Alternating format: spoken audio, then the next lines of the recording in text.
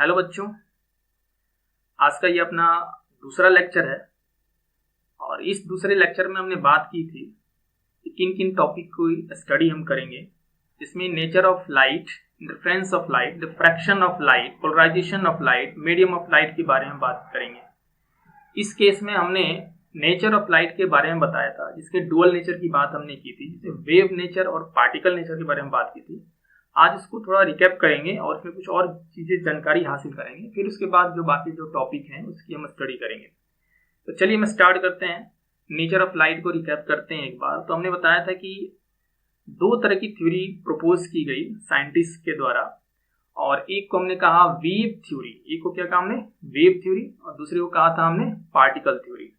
Wave theory में जो light है उसको माना गया था कि वो एज अ वेव ट्रेवल करता है, और इसमें मेंशन किया गया है, हमने ऐड किया है कि ट्रांसवर्स वेव। एक्चुअल में लाइट क्या है, ट्रांसवर्स वेव है। एक होता है लॉन्गिट्यूडनल और एक होता है ट्रांसवर्स। इस केस में हम कह रहे हैं लाइट जो है एक वेव है। किस तरह का वेव है? ट्रांसवर्स वेव है, और इसकी स्पीड वेरी हाई होती है, हमें मालूम है। पार्टिकल नेचर ये कहता है कि लाइट जो है वो एक स्ट्रेट लाइन में ट्रेवल करता है और वेरी हाई स्पीड से, यानी ये स्ट्रेट लाइन में करता है, ये स्ट्रेट लाइन में नहीं करता है। ठीक है।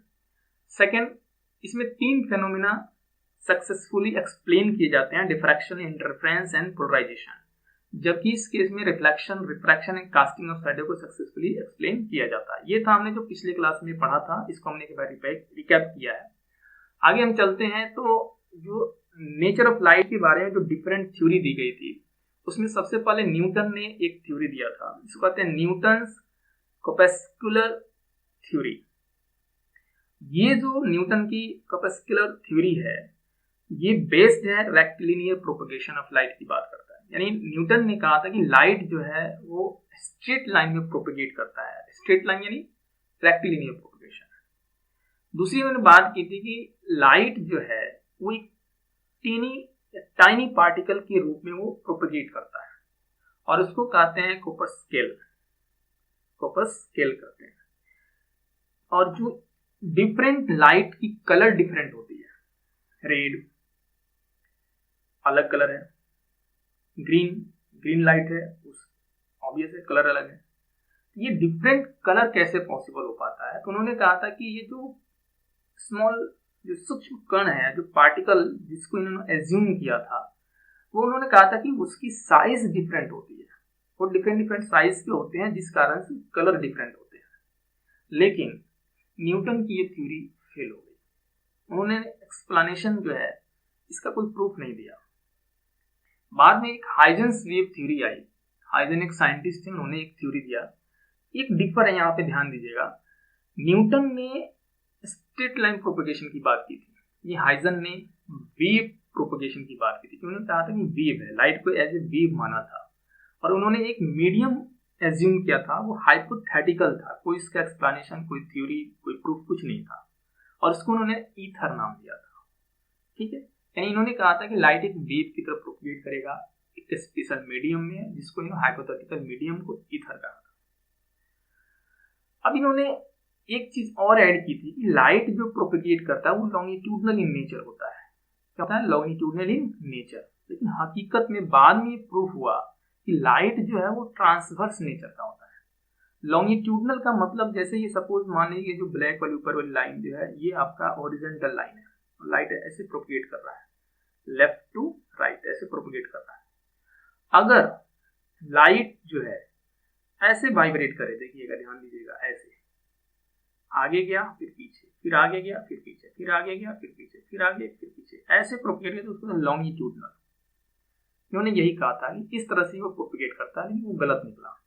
हकीकत में लाइट ऐसे वर्टिकली प्रोपगेट करता है, ऐसे ऑसिलेशन करता है। ठीक है, हमने दिखाया था इलेक्ट्रोमैग्नेटिक वेव का, आपको ग्राफ दिखाया था, फिर आगे मिलेगा एक बार। इनकी ये जो थ्योरी थी, एक तो ये ट्रांसवर्स और लॉन्गिट्यूडनल को लेकर के यहाँ इनकी थ्योरी गलत हो गई। एक चीज इनकी सही रही, वो की वेव नेचर।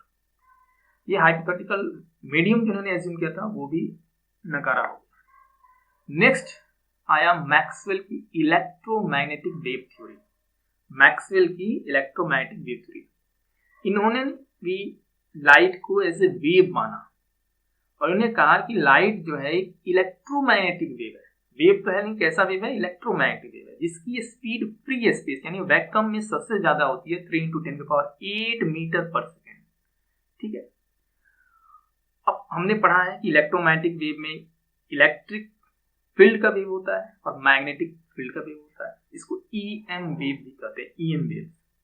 ये ऑसिलेट करते हैं, हमने देखा था कि दोनों एक दूसरे से परपेंडिकुलर ऑसिलेट करते हैं और इनका मोशन, इनका मूवमेंट, इनका प्रोपगेशन इन दोनों के परपेंडिकुलर होता है।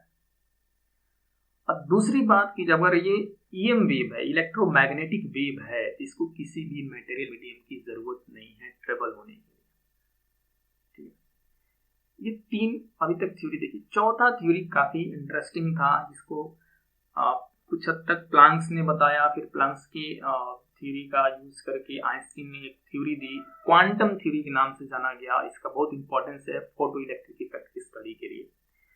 इसमें कहा कि लाइट जो है वो प्रोड्यूस किया जा सकता है, अब्सॉर्ब किया जा सकता है, प्रोपगेट हो सकता है, लेकिन ये एनर्जी के पैकेट के रूप में होता है। एनर्जी के पैकेट के रूप में ये प्रोड्यूस, एब्जॉर्ब एंड प्रोपगेट करता है, और इस पैकेट ऑफ एनर्जी को फोटोन कहा गया। और इसके बाद आया फोटो इलेक्ट्रिक इफेक्ट की एक्सप्लेनेशन इसी की।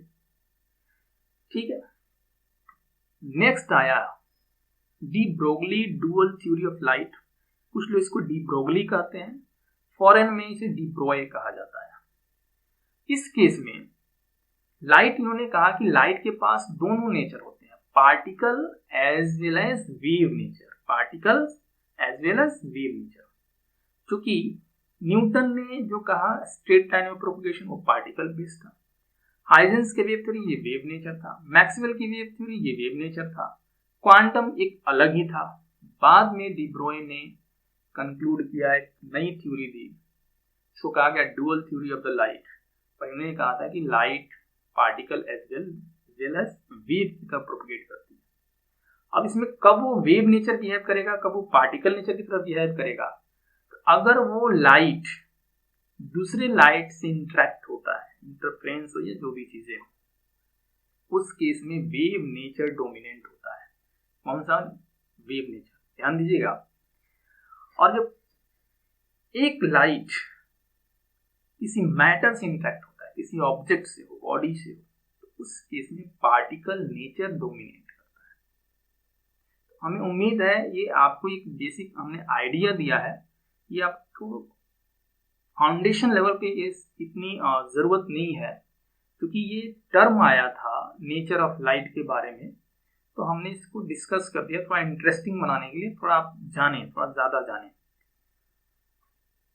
नेक्स्ट चलते हैं हम नेचर ऑफ लाइट के बारे में। एक और कंक्लूजन है अपने पास कि जब अब यहाँ पे एक डायग्राम दिखाया गया है, इसमें radio wave, microwave, infrared, visible light, ultraviolet, X-ray and gamma ray दिखाया गया। ध्यान दीजिएगा, विजिबल के राइट हैंड साइड में या तो अल्ट्रावायलेट या एक्स-रे या फिर गामा रे कहा जाता है। एंड वायलेट के आगे एक हमने वर्ड यूज किया अल्ट्रा, यानी वायलेट से ज्यादा, ठीक है, फ्रीक्वेंसी। एक्स-रे की फ्रीक्वेंसी और ज्यादा, गामा रे की फ्रीक्वेंसी और ज्यादा, और वेवलेंथ काफी कम। ठीक, इस केस में आप देख सकते हैं कि ये इधर जो वर्ड यूज किया गया, रे यूज किया गया है। तो यहां देखिए, ये इंफ्रारेड है, रेड से पहले, और इसके आगे माइक्रोवेव और इसके आगे रेडियो वेव, यानी इधर की तरफ वेव यूज किया जा रहा है और इधर की तरफ क्या वर्ड यूज कर रहे हैं हम? रे यूज कर रहे हैं। यानी हायर फ्रीक्वेंसी के केस में हम रे यूज करते हैं। ध्यान दीजिएगा, हायर फ्रीक्वेंसी के केस में रे का यूज होता है और लोअर फ्रीक्वेंसी के केस में वेव का यूज होता है, क्योंकि उसकी वेव लेंथ ज्यादा होती है। ये वेव लेंथ है, यहाँ से यहाँ तक की जो दूरी है वो ज्यादा है एज कंपेयर टू, यहाँ देखिए, यहाँ से लेके यहाँ तक की दूरी, यानी इधर वाले की वेवलेंथ ज्यादा है। इधर वेवलेंथ जैसे जैसे राइट से लेफ्ट जा रहे हैं, वेवलेंथ क्या हो रहा है, इंक्रीज होता है। आपको ध्यान नहीं, वेवलेंथ नहीं मालूम है, बस वर्ड जानिए कि वर्ड वेवलेंथ करके कोई जीव जंतु होता है, आप इतना समझिए, बाकी फिर हाई क्लास में आप अच्छी तरह से इसको समझेंगे। खासकर जब 12th में हम वेव ऑप्टिक्स की बात करेंगे तो, या फिर हम जब 12th के करंट इलेक्ट्रिसिटी की बात करेंगे, अल्टरनेटिंग करंट की बात करेंगे, उसमें अपने को मिलेगा। ठीक है, ये बात समझ में आ गई। अब जब कभी किसी क्वांटाइजेशन की बात आती है कि उस केस में हम पार्टिकल का यूज करते हैं। ये एक जानकारी के लिए था, एक इंटरेस्टिंग यहाँ पे हमने को मिला था कंक्लूजन, इसको हमने चाहा कि आपके साथ शेयर किया है। चलिए नेक्स्ट चलते हैं अपने सेकेंड इंपॉर्टेंट जो टॉपिक था हमारा नेचर ऑफ लाइट के बाद हमें इंटरफ्रेंस ऑफ लाइट के बारे में स्टडी करनी थी। इंटरफ्रेंस का मतलब क्या होता है? देखिए, इंटरफ्रेंस का मतलब जैसे होता है ना, कोई इंसान है, आपस में बातचीत हो रही है, कोई तीसरा व्यक्ति आके उसमें बोलने लगता है, तुम कहते हैं अरे यार क्या इंटरफेयर कर रहा है, तुम्हारा मैटर नहीं है, यानी किसी से मिलना, आके उसमें मिल जाना इस तरह से। तो इंटरफ्रेंस जो है इस लाइट के केस में कहते हैं कि जब दो या दो से ज्यादा कोहेरेंट लाइट वेव जब मिलते हैं superpose to form a resultant wave, यानी जब दो या दो से ज्यादा कोहेरेंट लाइट वेव जब एक दूसरे से मिलते हैं तो एक नया रिजल्टेंट वेव मिलता है, और उसकी वैल्यू जो है, या उसको वैल्यू के बदले हम यहाँ पे एम्पलीट्यूड यूज करते हैं, वो ग्रेटर भी हो सकती है, इस जो कोहेरेंट लाइट वेव है उससे कम भी हो सकता है, और सेम भी हो सकता है, डिपेंड करेगा सिचुएशन पे। अभी आपको उसको नहीं जानना है, बस आप डेफिनेशन जानिए कि हाँ होता क्या है। दो या दो से ज्यादा लाइट वेव का, उसमें भी कोहेरेंट लाइट का, दो या दो से ज्यादा कोहेरेंट लाइट का मिलना, ठीक है, उससे एक रिजल्टेंट निकलेगा। वो जो रिजल्टेंट निकलेगा वो इंटरफ्रेंस क्रिएट करता है, पैटर्न, इंटरफ्रेंस के पैटर्न क्रिएट करता है। जैसे इस केस में आप देख सकते हैं, हमने दिखाया हुआ है कि अपने पास दो वेव है, एक ब्लैक वाली और एक ग्रीन वाली, एक ब्लैक और एक ग्रीन वाली दिखाई गई है। सपोज ये जो वेव दिखाया गया कोहेरेंट लाइट वेव है, कौन सा वेव है? कोहेरेंट लाइट वेव को इंडिकेट कर रहा है ये ब्लैक और ग्रीन वाला। इस केस में एक खासियत देखिए, ये जो स्टार्टिंग पॉइंट है दोनों वेव का, यहाँ से दोनों जीरो से स्टार्ट हुआ है, और दोनों का मूवमेंट का डायरेक्शन सेम है, दोनों पॉजिटिव डायरेक्शन में मूव कर रहे हैं, ब्लैक वाला भी और ग्रीन वाला भी, ठीक है, दोनों सेम डायरेक्शन में मूव कर रहे हैं। इस केस में कहते हैं यहाँ जो फेज डिफरेंस जो है इनका, वो फेज डिफरेंस जीरो कहते हैं। जबकि जो दूसरा केस है, देखिए इस केस में ब्लैक और ग्रीन दोनों का स्टार्टिंग पॉइंट सेम है, दोनों सेम पॉइंट से स्टार्ट हो रहे हैं, यहाँ पे देखना आपको, और ब्लैक वाला पॉजिटिव डायरेक्शन में मूव कर रहा है, जबकि ग्रीन वाला निगेटिव डायरेक्शन में मूव कर रहा है। समझ रहे हैं आप?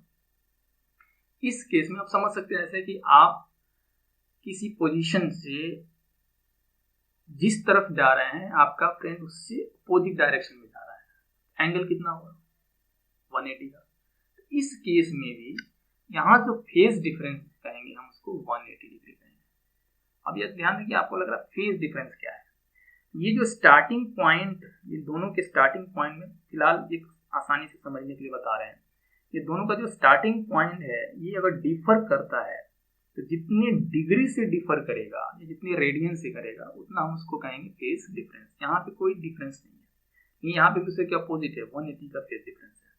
और ये दो एग्जाम्पल लिए गए हैं, ये दो ब्लैक और ग्रीन वाले जो वेव है इसका इंटरफ्रेंस होगा तो रिजल्टेंट कुछ ऐसा मिलेगा। देखिए आप इस केस में तो कि जब प्लस को प्लस से जोड़ेंगे तो ऐड होगा, माइनस को माइनस से जोड़ेंगे तो ऐड होगा, यानी इसकी वैल्यू बढ़ गई।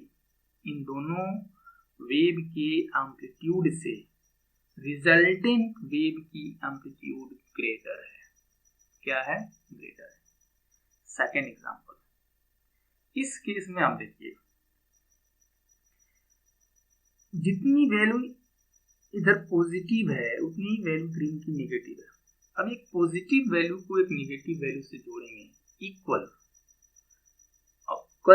एंड अपोजिट वैल्यू क्या है? 0।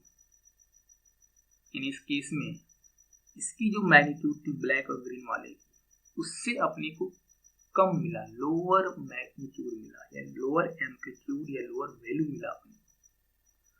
उसी तरह से अलग सिनारियो लेंगे तो उस केस में सेम एम्पलीट्यूड मिलेगा। जैसे 120 डिग्री, ये जो फेज डिफरेंस 180 का है, इसमें 0 का, अगर फेज डिफरेंस 120 का ले ले तो अपने को रिजल्ट मिलेगा सेम एम्पलीट्यूड का मिलेगा। यहाँ पे हमने दिखाया नहीं है बट ये पॉसिबल है।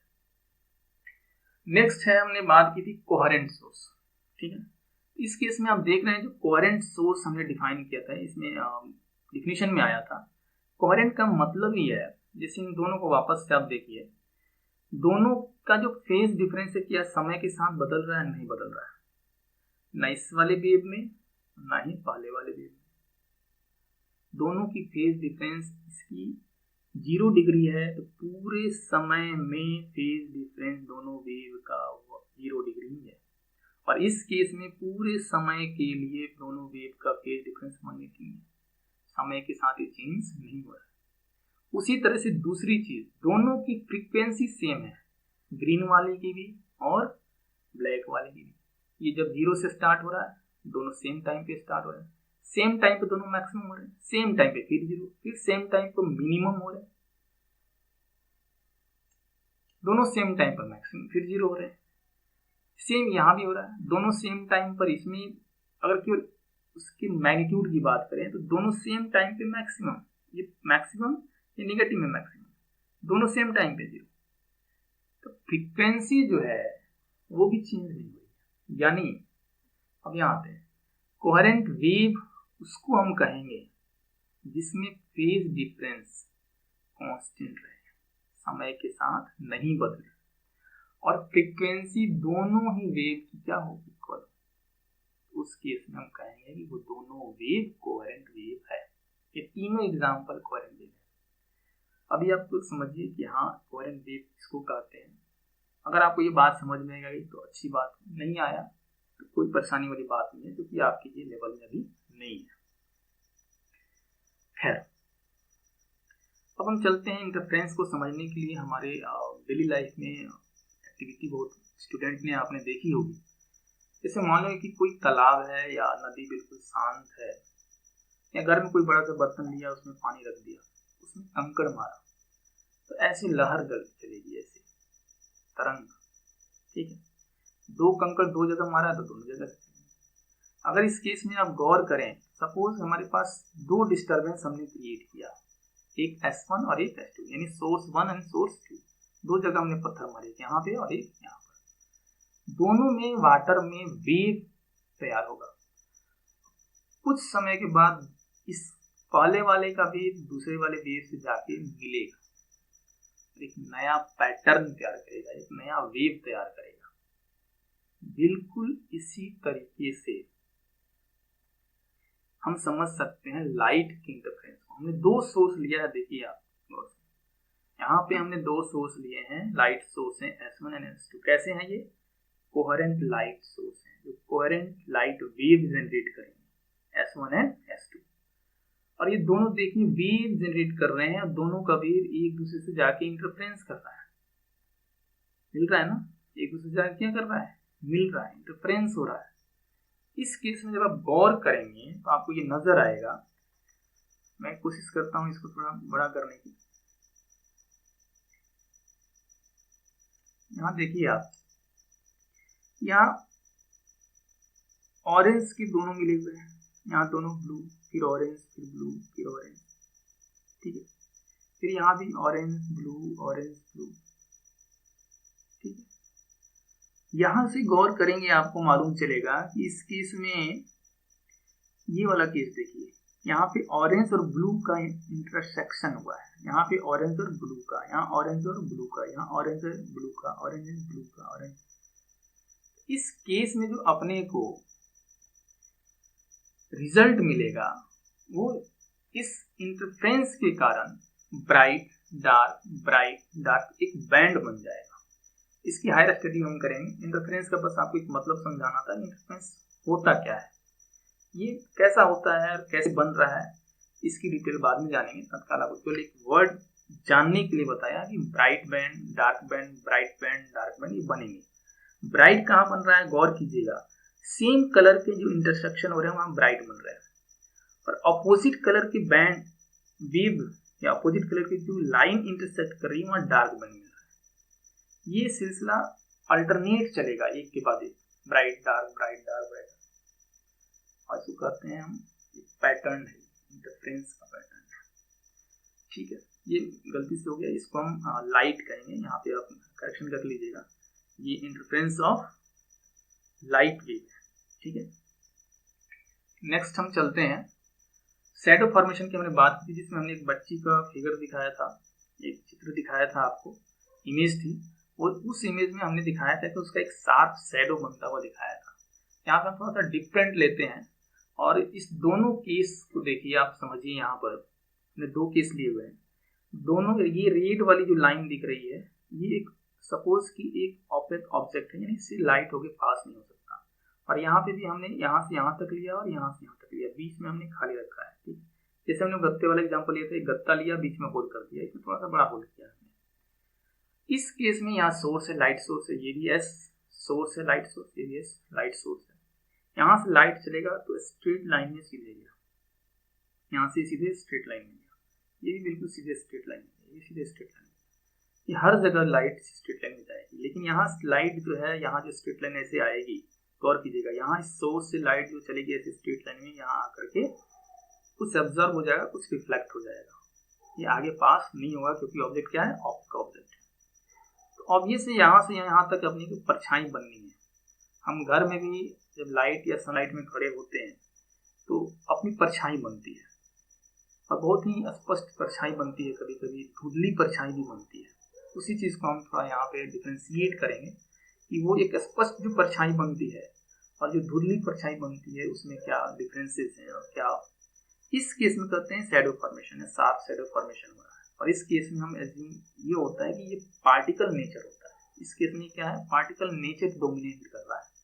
गौर कीजिएगा, इसमें पार्टिकल नेचर डोमिनेट कर रहा है। सेम सेकेंड एग्जाम्पल भी, क्योंकि बीच में यहाँ स्पेस खाली है, कोई रोकने वाला लाइट को नहीं है, लाइट सीधे पास हो रही है, यहाँ कोई शैडो नहीं बन रहा है, यहाँ एक्स से लेकर के वाई तक, इसमें एक्स से लेकर वाई तक बन रहा है, इसमें एक्स से लेकर ऊपर और वाई से लेकर नीचे तक नहीं बन रहा, शैडो बन रहा है। क्यों बन रहा है, क्योंकि ऑब्जेक्ट ऑब्जेक्ट है, लाइट यहाँ से जो चल रही है स्ट्रेट लाइन है, इसको आने नहीं दे रहा, रोक दे रहा है। सेम ऊपर भी हो रहा है, ये हो रहा है शार्प शैडो का फॉर्मेशन, क्योंकि इसमें particle nature of light dominant है। लेकिन अगले केस में हम चलते हैं, जिसको हम कहते हैं diffraction. Wave nature of light है, इसमें बात कर रहे हैं डिफ्रैक्शन की। यहाँ पे आप गौर कीजिएगा, सेम एग्जांपल लिया है, लेकिन हमने इसमें डिफ्रैक्शन ऐड किया हुआ है। देखिए यहाँ पर डिफ्रैक्शन होता क्या है कि किसी भी छोटे से ऑब्जेक्ट या कहीं कॉर्नर, या किसी भी छोटे ऑब्जेक्ट का कॉर्नर है, वहां पे लाइट का बेंड हो जाना ही डिफ्रैक्शन कहलाता है। यहाँ देख सकते हैं, ये ऑब्वियस एक कोई ऑब्जेक्ट है, तो यहाँ जो लास्ट वाला हिस्सा होगा, किनारा होगा, दोनों साथ होंगे, और वहां से लाइट स्ट्रेट लाइन में ना ट्रेवल करके बेंड कर गई। ये बेंड इसलिए किया कि यहाँ पर पार्टिकल नेचर डोमिनेट नहीं हो रहा है, वेव नेचर डोमिनेट हो रहा है। सेम नीचे भी हुआ है, यानी शैडो अगर पार्टिकल नेचर डोमिनेट करता तो उस केस में शैडो ऐसा बनता, अगर वेव नेचर डोमिनेट किया तो ऐसा बनेगा। अब इसका हम प्रैक्टिकल एग्जांपल, रियल लाइफ के एग्जांपल बताते हैं। घर में अपना जो एलईडी बल्ब है उसको ग्लो कीजिए और अपने पंजे, पांचों उंगलियों को से परछाई बनाइए। अगर आपकी इसका जो परछाई दीवार पे जो बन रही है, वो अगर दीवार से करीब है तो परछाई जो बनेगी बिल्कुल स्पष्ट बनेगी, और उस केस में पार्टिकल नेचर डोमिनेट करता है। और जैसे ही हाथ को दूर करते जाएंगे दीवार से, आपको ये डिफ्रैक्शन ये जो है ना, वो दिखने लगेगा। माने एक हिस्से में आपको धुंधला धुंधला सा नजर आएगा, क्योंकि वहां पे वेव नेचर एक्टिव हो गया। इसकी बहुत ज्यादा अब इससे आगे हम नहीं जाएंगे, एक बस आइडिया देने के लिए आपको हमने ये बताया है। क्यों होता है वो है हायर क्लास में समझेंगे। सेम दूसरे एग्जाम्पल में भी यही फिनोमिना हुआ है। शैडो अगर पार्टिकल नेचर डोमिनेंट होता, स्ट्रेट लाइन में मोशन मूव करता लाइट, तो बिल्कुल ऐसे शैडो बनता है। जैसे ही वेव नेचर एंड डिफ्रैक्शन होता है, उस केस में थोड़ा सा हिस्सा धुंधला धुंधला सा हो जाता है।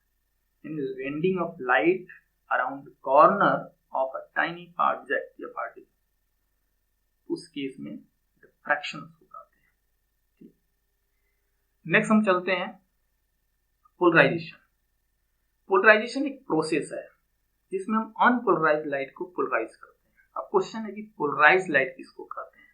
इस एग्जांपल में आप देखेंगे कि हमने एक ऑप्टिकल इंस्ट्रूमेंट है जिसको पोलराइड कहते हैं, दोनों पोलराइड है लेकिन पर्पस अलग अलग है। तो एक को हम पोलराइजर कहते हैं, दूसरे को एनालाइजर कहते हैं। एक को हम कहते हैं पोलराइजर, दूसरे को कहते हैं एनालाइजर। इसमें अब बात यह है कि अनपोलराइज्ड लाइट क्या है। यहां देखिए इस एग्जांपल में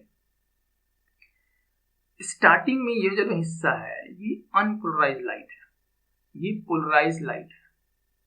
इसके बाद जो ये अनपोलराइज्ड कैसे है, तो देखिए यहाँ पे वर्टिकल ये दिखाया गया एक इस ब्लैक वाले से ऊपर और नीचे पूरे में, यहाँ से लेके यहाँ तक ये पूरे में अनपोलराइज्ड लाइट है।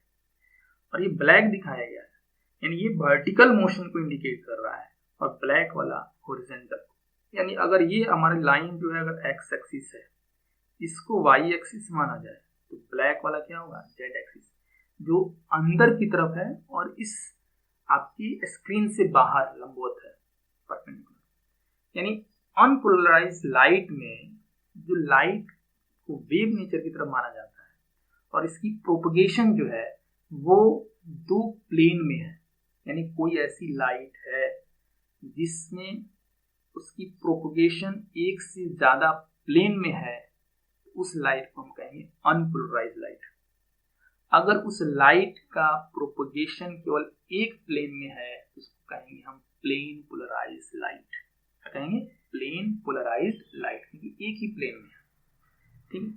अब जैसे ही इस पोलराइड से पास हुए, ये जो आपको दिख रहा है 6 भुजाओं से बना हुआ वस्तु जो आपको दिख रहा है यहाँ पर, ये क्या है पोलराइड। जैसे ही ये पास की पास खासियत होती है कि जब इससे लाइट पास होता है तो एक प्लेन वाले ऑक्सीलेशन को ही खत्म कर देता है। तो केवल दो में से एक ऑक्सीलेशन बचा, वर्टिकल वाला यहाँ बचा हुआ है, सीधे पास हो। सेम अगला हम आपको एनिमेशन दिखाने जा रहे हैं जिसमें आप देख पाएंगे कि जैसे ही हम सेकंड वाले जिसको एनालाइजर करें, इसको 90 डिग्री से हमने फोल्ड कर दिया, 90 डिग्री से। तो यहाँ तो दोनों वेव थे, दोनों थे इलेक्ट्रिक और मैग्नेटिक। सपोज यहाँ पे केवल एक बच गया, सपोज यहाँ पे केवल एक बच गया, ऐसा होता नहीं है। एक प्लेन बचता है, दो प्लेन बजाय एक प्लेन बचता है। अब वो भी प्लेन वर्टिकल है, हमने इसको हॉरिजॉन्टल कर दिया, इसको पास नहीं होने देगा, कोई लाइट नहीं आएगी। ये कंफर्म करता है कि ये लाइट जो है वो प्लेन पोलराइज है।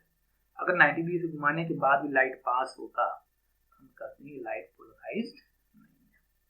ये एनालाइज कर रहा है, मालूम कर रहा है वो लाइट पोलराइज हुआ है या नहीं, और ये उसको पोलराइज कर रहा है, इसलिए हम कहते हैं इसको पोलराइजर।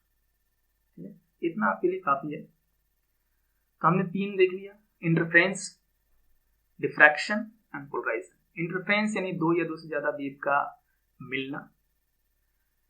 डिफ्रैक्शन यानी किसी छोटे से ऑब्स्टेकल से, कॉर्नर से लाइट का बेंड करना, डिफ्रैक्शन।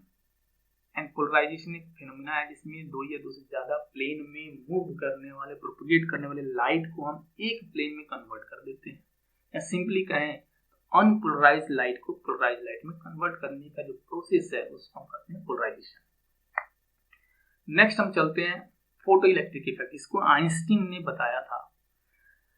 एक ड्रास्टिक चेंज था यहाँ पर इस पूरे नेचर ऑफ लाइट के बारे को लेकर के, और आज हम सोलर प्लेट वगैरह यूज करते हैं, ये इसका मेन एक्सप्लेनेशन है। तो ये फोटो इलेक्ट्रिक इफेक्ट जो है सिंपली प्रोसेस है जिसमें इलेक्ट्रॉन को हम मटेरियल से बाहर निकाल देते हैं। जैसे इस केस में एक मेटल है, एक अल्ट्रावायलेट क्या है, लाइट का हिस्सा है, इलेक्ट्रोमैग्नेटिक वेव है, ये लाइट स्पेस से एंटर हुआ अल्ट्रावायलेट, और यहाँ जो मेटल है उस मेटल से फोटो इलेक्ट्रॉन निकल गए। क्यों निकला? क्योंकि आइंस्टीन ने कहा था कि light as a wave, as a packet of energy के पैकेट के रूप में चलता है, और उसको फोटोन कहते हैं। और एक फोटोन एक इलेक्ट्रॉन को निकालेगा, दूसरा फोटोन दूसरे इलेक्ट्रॉन को निकालेगा। इसलिए बहुत सोच समझ के 2 फोटोन यहाँ दिखाए गए हैं, 2 इलेक्ट्रॉन निकलते हुए दिखाए गए। इसमें बहुत सारी चीजें स्टडी करने के लिए है, बस आपको आइडिया देने के लिए कि फोटो इलेक्ट्रिक इफेक्ट प्रोसेस है, लेकिन किसी भी मटेरियल से हम इलेक्ट्रॉन का इजेक्शन कराते हैं, इलेक्ट्रॉन को बाहर निकालते हैं। अगर उसी की हम देखें अल्कली मेटल है, जो फर्स्ट कॉलम में पीरियोडिक टेबल के जो फर्स्ट कॉलम में होते हैं हाइड्रोजन को छोड़कर, उसको हम अल्कली मेटल कहते हैं, जो lithium, sodium, potassium, rubidium, caesium and francium है। इस केस में विजिबल लाइट भी इस अल्कली मेटल पे गिरता है, वो उससे इलेक्ट्रॉन को इजेक्ट कर देता है। लेकिन अगर इसके अलावा अल्कली मेटल के अलावा कोई भी अगर मेटल होता है, उस पर हम विजिबल लाइट इंसिडेंस होगा तो वो फोटो इलेक्ट्रॉन को निकाल नहीं पाएगा। ठीक है, एक सिंपल आपको हमने बता दिया फोटो इलेक्ट्रिक इफेक्ट। नेक्स्ट चलते हैं मीडियम। मीडियम जो है ऑप्टिकल मीडियम किसको कहते हैं, मीडियम ऑफ लाइट की बात कर रहे हैं, medium of light, medium of light. अब हम जो मीडियम की बात कर रहे हैं, इसमें हम लाइट की प्रोपगेट की बात कर रहे हैं। एक ऐसा मीडियम जिससे लाइट पास प्रोपगेट करता है, वो ऑप्टिकल मीडियम है। चाहे लाइट उससे पार्शियली पास हो या पूर्ण रूप से पास हो जाए, उसको कहेंगे हम ऑप्टिकल मीडियम। अब ये तीन तरह के मीडियम डिफाइन होते हैं। एक को कहते हैं ट्रांसपेरेंट मीडियम। ट्रांसपेरेंट मीडियम आप समझ रहे हैं कि जिससे बिल्कुल आर पार हम देख पाते हैं, चीजें हमें दिख जाए। अलाउ लाइट टू पास, जितनी भी लाइट होंगी सारी की सारी, माने कुछ माइन्यूट लेकिन मैक्सिमम लाइट उससे पास हो जाएगी। एक ऐसा मीडियम जिससे लाइट पास हो जाए, ऐसा मीडियम जो लाइट को उससे होकर गुजरने के लिए अलाउ करे, उसको हम कहते हैं ट्रांसपेरेंट मीडियम। जैसे एयर है ट्रांसपेरेंट है, ग्लास है, प्योर वाटर है, ये सारे क्या है, ट्रांसपेरेंट मीडियम है। नेक्स्ट है ऑपेक मीडियम। कई बार अपने को वर्ड यूज कर चुके हैं, यानी एक ऐसा मीडियम जो अपने से हो करके लाइट को पास नहीं दे, light rays can not pass. एक ऐसा मीडियम है जिससे light rays can not pass, उसको हम ऑपेक मीडियम कहते हैं। जैसे वुड हो गया, मेटल हो गया, वो सारी चीजें। नेक्स्ट है ट्रांसल्यूसेंट मीडियम। ये आपने देखा होगा, छोटे में कई बार देखा होगा, कुछ गिर गया अपने जिस नोटबुक पर लिख रहे हैं तो वो थोड़ा सा धुंधला सा हो जाता था और वो आर पार दिखने लगता था, तो वो मीडियम जो है वो उससे लाइट पास कराएंगे तो वो ट्रांसल्यूसेंट मीडियम कहलाएगा। कि ऐसा मीडियम जो लाइट को अलाउ तो करता है लेकिन कंप्लीट नहीं करता है, पार्शियली करता है, उसको हम कहते हैं ट्रांसल्यूसेंट मीडियम। ठीक है, इसका एग्जांपल वही है कि पेपर पे ऑयल अगर पड़ गया तो वो ट्रांसल्यूसेंट मीडियम हो जाएगा। अब इस केस में देखते हैं, इसके एग्जांपल्स देखते हैं। जैसे एलिफेंट का हमने फिगर लिया है और इसको हम तीनों तरह के मीडियम इसके रख देते हैं, ट्रांसपेरेंट, ट्रांसल्यूसेंट एंड ऑपेक। अपने को स्पष्ट यहाँ दिख रहा है इस एग्जांपल से कि ट्रांसपेरेंट जो मीडियम है उससे हमें एलिफेंट का जो हिस्सा है वो बिल्कुल कंप्लीट दिखाई दे रहा है, जो ट्रांसल्यूसेंट है उससे धुंधला धुंधला दिख रहा है, ऑपेक से कुछ भी नहीं दिख रहा है। यानी एलिफेंट से जो लाइट आसानी से पास होकर हमारे आंखों तक आ रही है, ट्रांसल्यूसेंट के केस में लाइट जो एलिफेंट से आ रही है वो पार्शियली आ रही है, और ऑपेक मीडियम होने के कारण एलिफेंट से जो रे लाइट आ रही है वो वहीं रुक जा रही है, हमारी आंखों तक नहीं आ रही। ये था मीडियम ऑफ लाइट यानी ऑप्टिकल मीडियम के बारे में। अपना नेक्स्ट जो लेक्चर होगा, जो तीसरा लेक्चर होगा इस रिफ्लेक्शन ऑफ लाइट के लेकर के, जिसमें हम रिफ्लेक्शन ऑफ लाइट की डेफिनेशन जानेंगे। दो तरह की रिफ्लेक्शन होते हैं, रेगुलर एंड डिफ्यूज, उसके बारे में स्टडी करेंगे और इसके लॉ के बारे में स्टडी करेंगे। उम्मीद है आपको पसंद आया होगा, आप इसको समझ पाए होंगे। फिर भी कोई डाउट है, कोई कंफ्यूजन है तो कमेंट करें, व्हाट्सएप करें, पूछें, पढ़ें, खूब पढ़ें। इस वक्त का जितना आप बेनिफिट ले सकते हैं, घर पे बैठिए, बाहर नहीं निकलिए, लॉकडाउन फिर से बढ़ गया है। स्वस्थ रहिए, घर में रहिए। Thank you.